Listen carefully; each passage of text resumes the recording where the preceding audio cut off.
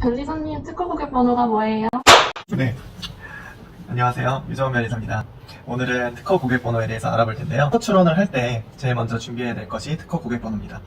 특허 고객 번호 발급에 대해서 한번 알아볼게요. 특허 고객 번호라는 건 어떤 개념이라고 생각하시면 쉽냐면요, 저희가 이제 주민등록 번호가 있잖아요. 서로 다른 사람을 구분하기 위한 것인데, 특허 고객 번호도 특허청 입장에서 서로 다른 고객들을 구분하기 위해서 주민등록 번호와 같이 만드는 번호라고 생각을 해주시면 되겠습니다.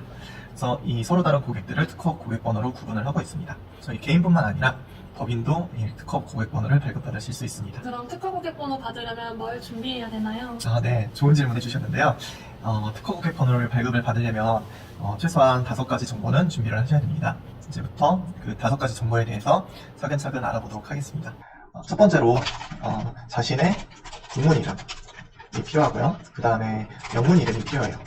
그리고 주민등록번호와 주소, 인감이나 서명 정보가 필요합니다. 이 5가지가 준비되면은 특허 고객 번호를 신청을 할 수 있다고 볼 수 있습니다. 그러면 그 정보를 가지고 어떻게 신청을 하나요? 네, 신청은 특허청에 서류를 직접 제출하거나 우편으로 할 수 있는데요. 여기 화면에 띄워놓은 것처럼 특허로라는 웹사이트를 통해서 신청을 할 수가 있습니다. 제가 그러면 이제부터 직접 특허로에서 특허 고객 번호 신청을 하는 것을 보여주도록 할게요.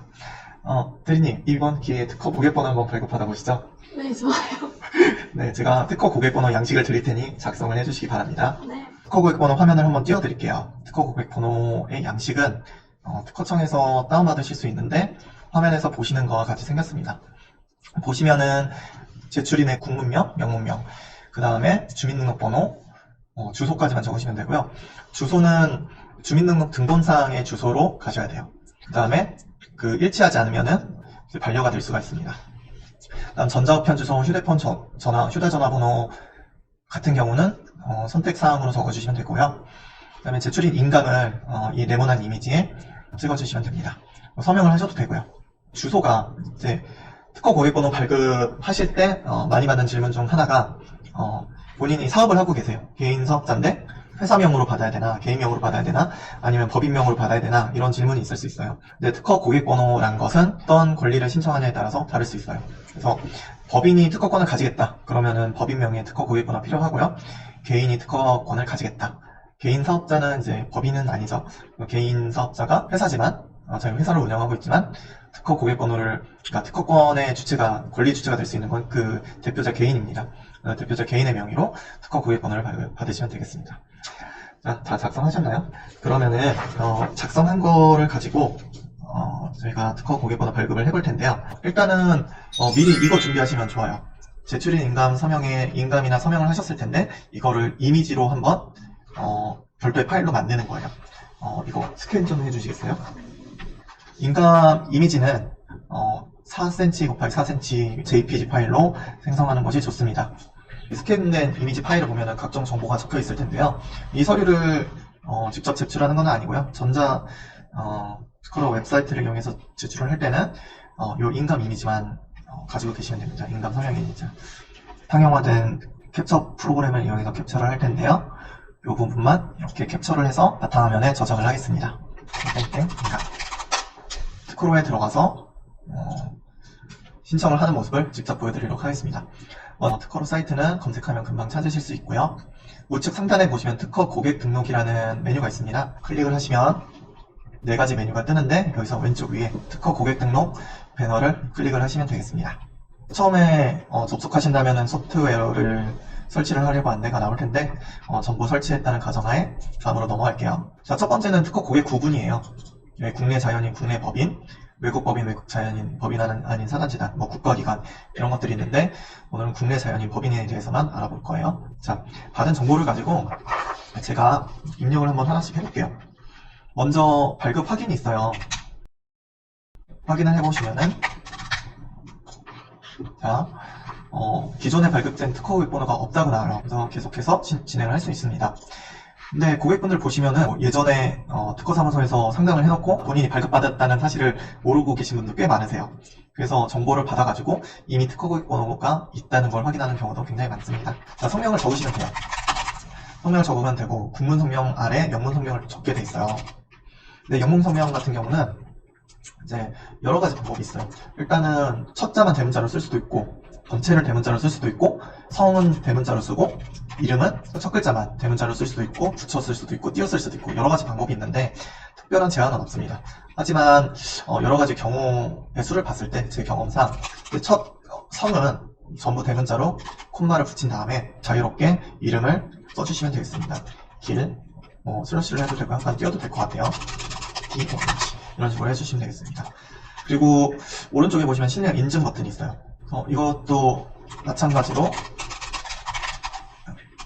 신청하실 분의 성명과 주민등록번호를 적으시면 확인을 하실 수가 있습니다. 고유 식별정보 처리 동의까지 하시면 본인 인증에 성공하였습니다를 확인하고 다음 화면으로 넘어가시면 되겠습니다. 자, 여기서 이제 아까 국문 이름, 영문 이름, 주민등록번호, 주소 이렇게 말씀드렸는데 국문명, 영문명 이미 들어가 있고 주민등록번호도 전 화면에서 입력한 걸로 다 돼 있어요.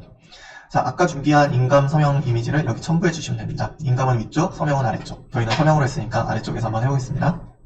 파일 찾기에서 아까 바탕화면에 저장해놨던 김땡땡 인감 이미지를 넣도록 하겠습니다. 그 다음에 국내 주소 검색을 하셔서 입력을 하시면 돼요. 도로명 검색만 지원을 하고요.